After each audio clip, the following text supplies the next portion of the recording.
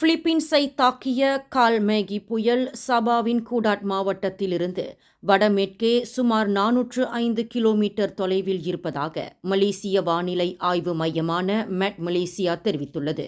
இன்று வியாழக்கிழமை இரவு 8 மணியளவில் சூறாவளி காற்றானது வடமேற்கு நோக்கி மணிக்கு 30 கிலோமீட்டர் வேகத்தில் நகர்ந்து வரும் என்றும் அதிகபட்சமாக மணிக்கு 194 கிலோமீட்டர் வேகத்தில் வீசக்கூடும் என்றும் மெட் மலேசியா கணித்துள்ளது.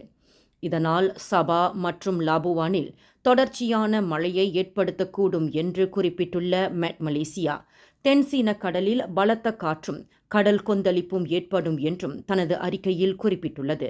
இன்றைய நிலவரப்படி பிலிப்பீன்ஸில் கால் மேகி புயலில் சிக்கி உயிரிழந்தவர்களின் எண்ணிக்கை 90க்கும் அதிகமாக உயர்ந்துள்ள நிலையில் பலர் காணாமல் போயுள்ளதாகவும் தகவல்கள் கூறுகின்றன. மேலும் செய்திகளை தெரிந்து கொள்ள கீழே இருக்கும் பெல் பட்டனை அழுத்துங்கள்.